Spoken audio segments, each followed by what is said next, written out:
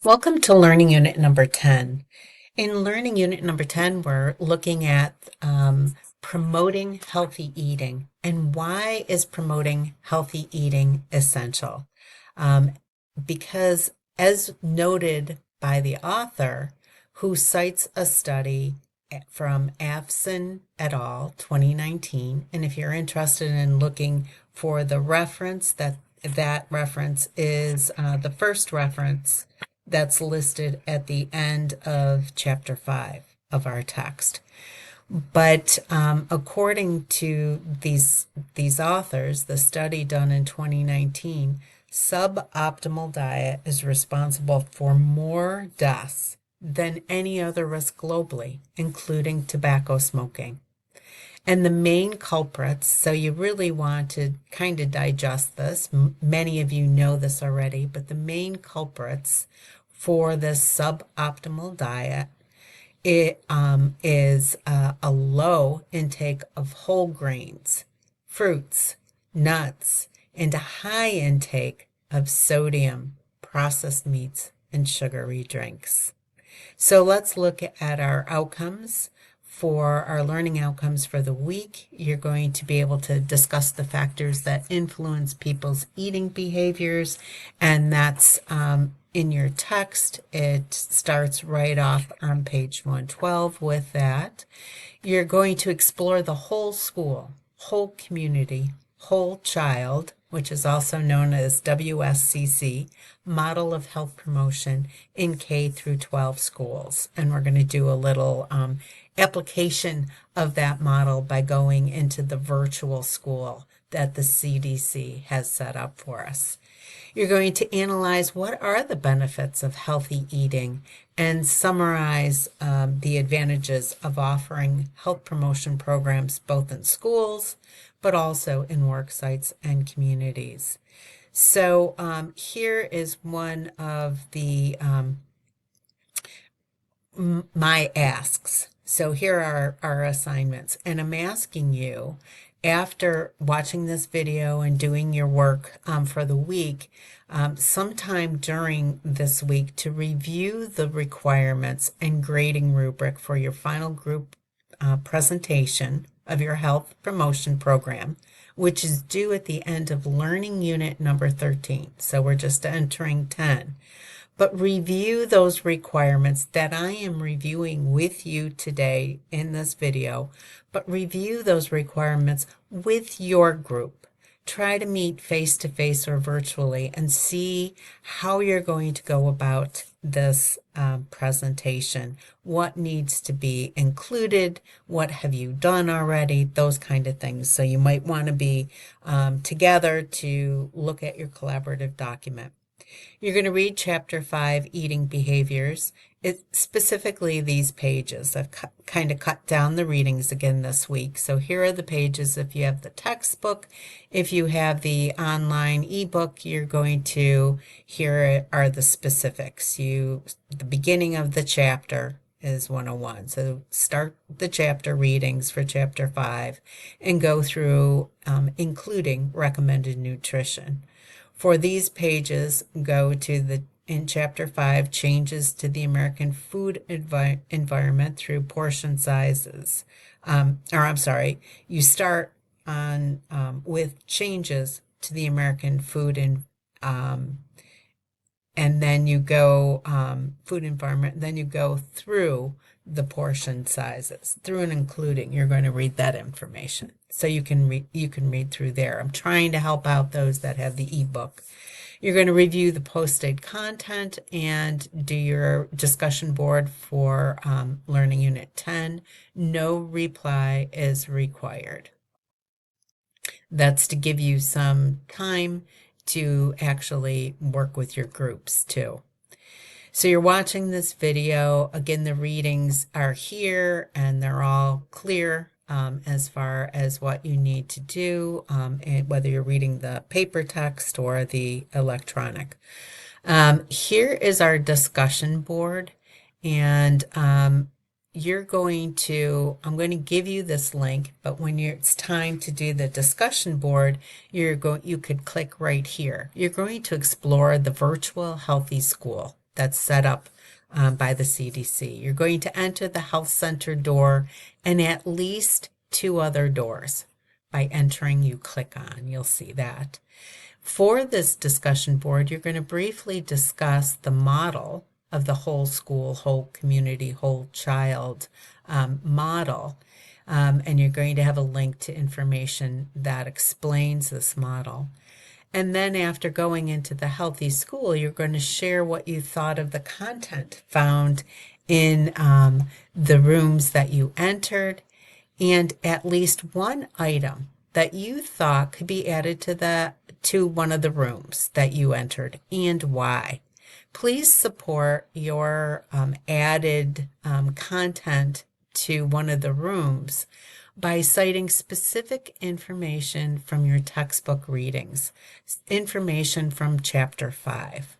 Your initial response isn't due until Sunday evening, and there are no replies required. So let's close out of there. I put that first because I wanted you to see what you're going to have to do. Then there is a video, a very 3-minute video about the WSCC model. Then this is the link to find out from the CDC. This is a link to better understand what this model is. So you're going to be reading the overview, how it works, more of the information here, a nice visual for you to better understand the 10 components. And then I do want you to go back and click on components of WSCC to read those a little bit more in depth.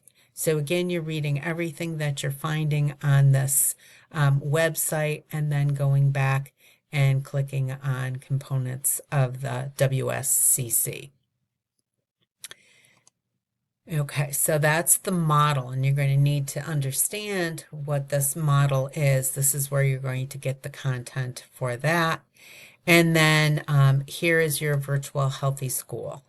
And it gives you a little bit more information about it, you know, and what you're going to do when you go into the healthy school. And you can enter it here, or you can go on to that other link. Doesn't matter. But how to use it, you can enter it here. You start by, when you click on, you meet the principal of Jefferson School. And then you can see that you're going to be able to click on the doors of the school map. And you'll be able to hover over the objects or characters.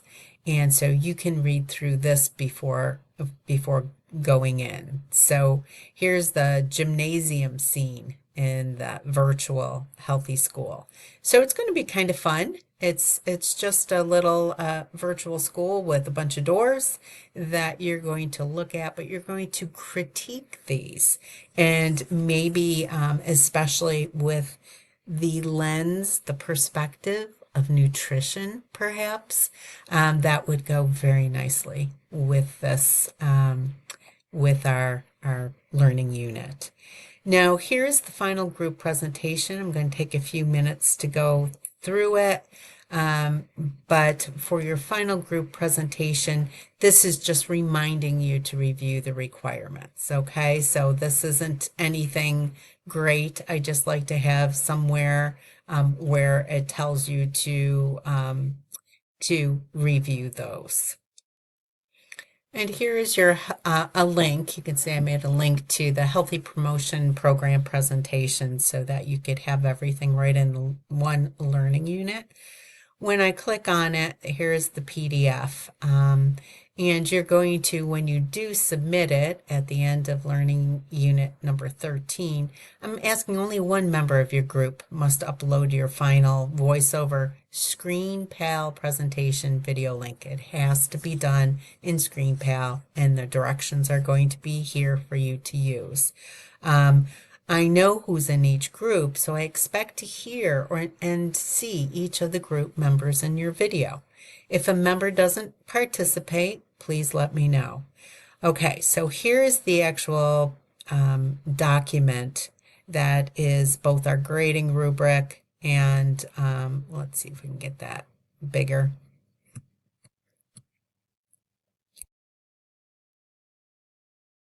Okay. So due again in week 13.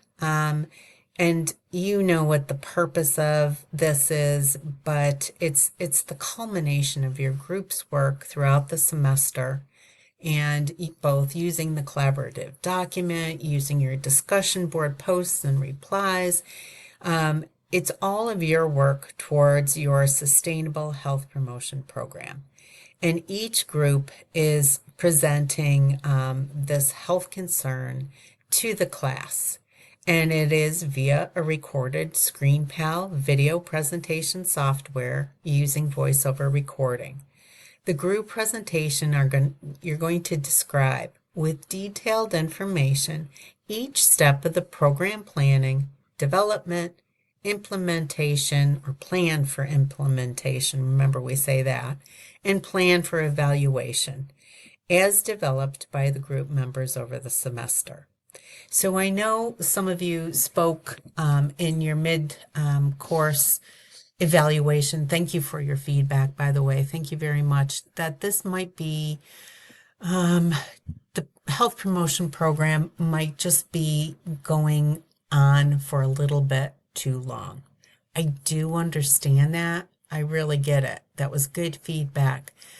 The reason that it takes the whole semester is that some of the content that we need to develop and plan implementation, etc., comes in later learning units. So I wanted to make sure you have all that information, and then I wanted to give you time to work on your presentation and know and be done with the content per se and actually working on your presentation. But I do value your feedback, and I am thinking of ways to change the process.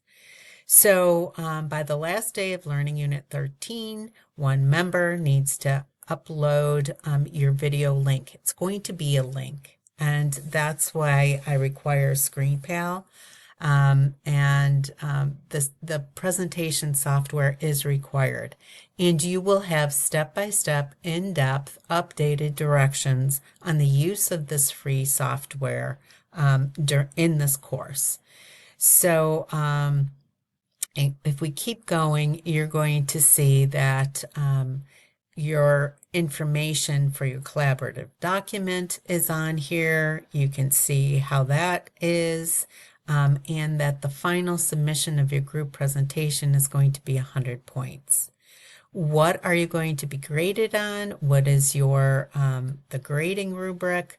The grading rubric is, I can't seem to make that bigger than it is. Number one, the goals. What was the health promotion program and your goals? Remember, your goals were the overarching goal.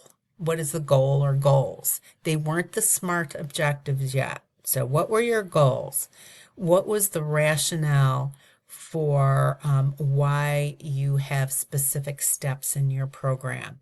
Why you're doing specific things in your program? And that's really comes from the data and the evidence that you found. So that's your rationale, is this is evidence-based. Remember that. Everything that we do in nursing is evidence-based. A plan for implementation. So, and that's where some of you really needed more work. But what was your timeline? How many meeting sessions? Length of these sessions? A brief outline of what each meeting session was going to include. And then along the way, make sure you're sharing about the precede proceed model and how that impacted your development of these meetings and sessions, etc. And then remember, your objectives or outcomes are your SMART objectives for the health promotion program, measurable.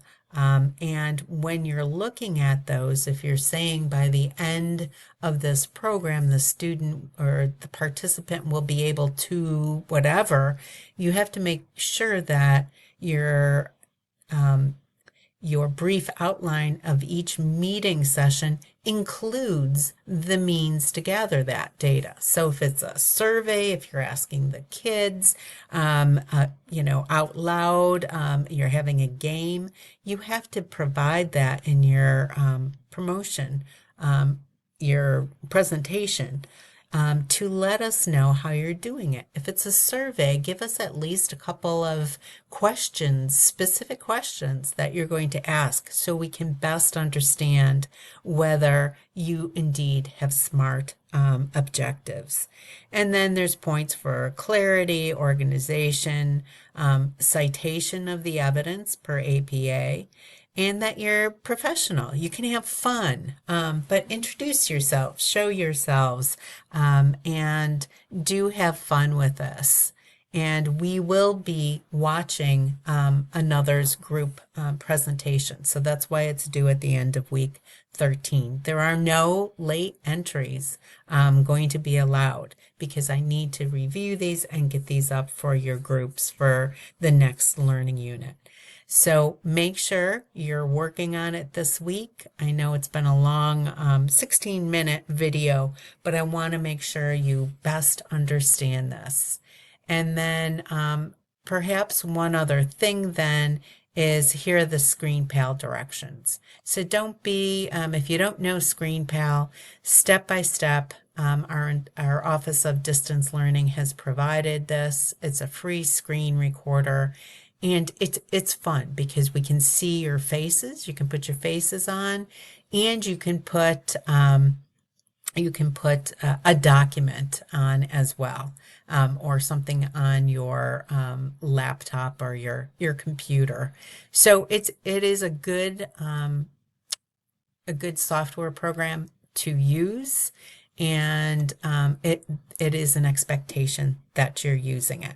So you've got plenty of time. This is week 10. Your presentation is due the end of week 13. I will not accept late assignments, and that's 100 points. So please make sure you're working on it now. Thanks, and I hope you have a good week and fun with the virtual school.